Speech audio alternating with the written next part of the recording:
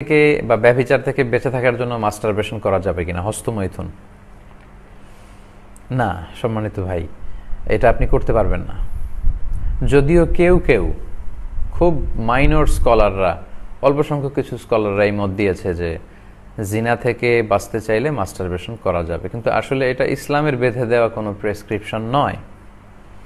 এবং মেজরিটি স্কলাররা বলেছেন এই হস্তমৈথুন বা মাস্টারবেশন এটা মিনাল মুহাররামাত, এটা হারাম। মেজরিটি স্কলাররা, চার মাযহাবের সবাই বলেছে। আলাদা আলাদা কিছু স্কলাররাও এরকম মত পোষণ করেছে। আল্লাহ সূরাতুল মুমিনুন, আল্লাহ যখন মুমিনদের গুনাহগুলির কথা বলছেন, আল্লাহ বলছেন ওয়াল্লাযীনা হুম লিফুরুজিহিম হাফিযুন, বিশ্বাসী বান্দাদের বৈশিষ্ট্য তো এই যে তারা তাদের প্রাইভেটকে হেফাজত করবে, মানে তাদের লজ্জাস্থানের হেফাজত করবে। এটা অত্যন্ত গুরুত্বপূর্ণ। এবং আল্লাহ রাসূল সাল্লাল্লাহু আলাইহি ওয়াসাল্লাম বলেছেন মাইয়াদমান লি মা বাইনা লিহিয়াইহি ওয়া মা বাইনা রিজলাইহি আদমান লাহুল জান্নাহ, আমার যে উম্মাত দুটি অঙ্গের পাপ করবে না বলে আমাকে গ্যারান্টি দেয়, আমি তাকে জান্নাতের গ্যারান্টি দেই। তার একটি হচ্ছে দুই চোয়ালের মাঝখানে যা আছে মানে জিহ্বা, আর দুই পায়ের মাঝখানে যা আছে মানে লজ্জাস্থান। এই দুইটি অঙ্গের পাপ যদি কেউ না করে তাকে বিষ্ণু ইসলাম জান্নাতের গ্যারান্টি দিয়েছেন। এবং সূরাতুল মুমিনুনের ওই আয়াতেই আল্লাহ বলছেন যে যারা স্ত্রী ছাড়া বিবাহ বহির্ভূত কোনো উপায়ে তার সেক্সুয়াল প্লেজারকে ফুলফিল করতে চাইবে ফাউলাইকা হুমুল আদুন, খুব সুস্পষ্ট আল্লাহ বলেছেন যে তারা সীমা লঙ্ঘনকারী। এবং স্কলাররা এই আয়াতটাকেই দলিল হিসেবে পেশ করেন মাস্টারবেশন হারাম হওয়ার ব্যাপারে, যে তারা সীমা লঙ্ঘনকারী, এটা কবিরা গুনাহ, এটা করা যাবে না। সো যারা বলে যে জিনা থেকে বাঁচতে মাস্টারবেশন, না, এটা সমাধান নয়।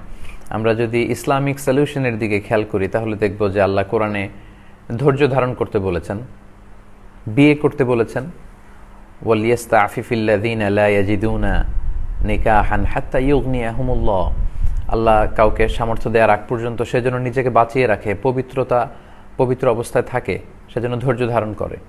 এবং আল্লাহ রাসূল সাল্লাল্লাহু আলাইহি ওয়াসাল্লাম যুবকদেরকে উদ্দেশ্য করে বলেছেন ইয়া মা'আশারাশ শাবাব, হে যুবক সম্প্রদায়, মান ইসতাতা'a মিনকুমুল বাআতা ফালিয়াতাযাওয়াজ, তোমাদের মধ্য থেকে যাদের শারীরিক সামর্থ্য আছে, আর্থিক সঙ্গতি আছে, তারা বিয়ে করো। তো প্রেসক্রিপশন হচ্ছে নাম্বার 1 হচ্ছে বিয়ে। আপনি হালাল উপায়ে যদি আপনার যৌবনকে উপভোগ করতে চান, আপনি বিয়ে করুন। বিয়ের চেয়ে ভালো কাজ আর হতে পারে না, সব নবীদের সুন্নাহ। সো আপনি মাস্টারবেশনের এই ঝামেলা থেকে বাঁচতে যুবক ভাইদেরকে আমি বলবো, প্রিয় ভাইরা, তোমরা বিয়ে করো, বিয়ের প্ল্যান করো। কেননা ফাইন্নাহু আগাদ্দু লিল বাসার, আল্লাহ রাসূল সাল্লাল্লাহু আলাইহি ওয়াসাল্লাম বলেছেন চোখকে সংযত রাখার একটা চমৎকার মাধ্যম হচ্ছে বিয়ে।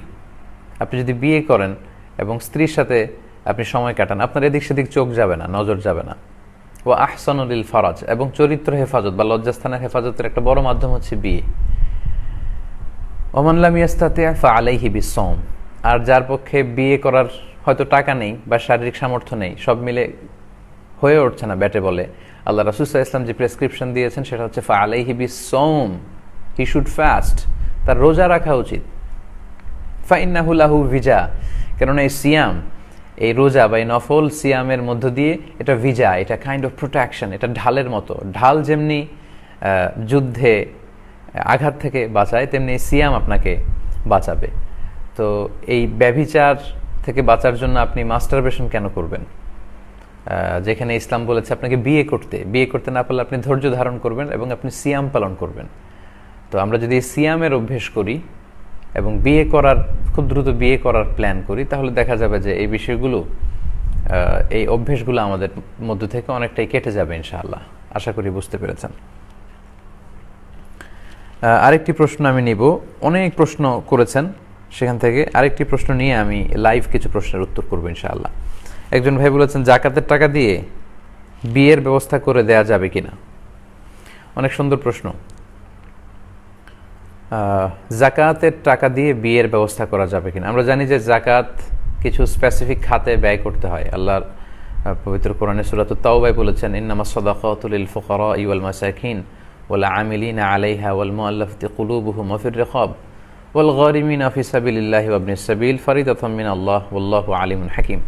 এখানে আল্লাহ জাকাত কাদেরকে দেয়া যাবে 8টি খাতের কথা বলেছেন। তার প্রথমটি হচ্ছে ফুকারা। ফকির মানে এমন ব্যক্তি যার সামান্য কিছু আছে কিন্তু তাতে তার সব যে নিড, প্রয়োজন, এই প্রয়োজনগুলো ফুলফিল হয় না। তো বিয়েটা তো অনেক জরুরি প্রয়োজন। আমরা জানি যে ফান্ডামেন্টাল রাইটস বা বেসিক নিডসের মধ্যে আছে অন্ন, বস্ত্র, বাসস্থান, চিকিৎসা, শিক্ষা এবং এন্টারটেইনমেন্ট। এবং বিয়ের মাধ্যমে এই এন্টারটেইনমেন্টের বিষয়টা সবচেয়ে হালাল উপায়ে কিন্তু অর্জিত হয়ে থাকে। তো প্রথম খাতি হচ্ছে ফাকির, মানে মান ইয়াফতাকিরু ইলাল মাল, যার সম্পদের প্রয়োজন, তার সামান্য কিছু আছে, এটা দিয়ে তার বেসিক নিডস পূরণ হয় না। তো বিয়েটা মানুষের একটা বেসিক নিডস।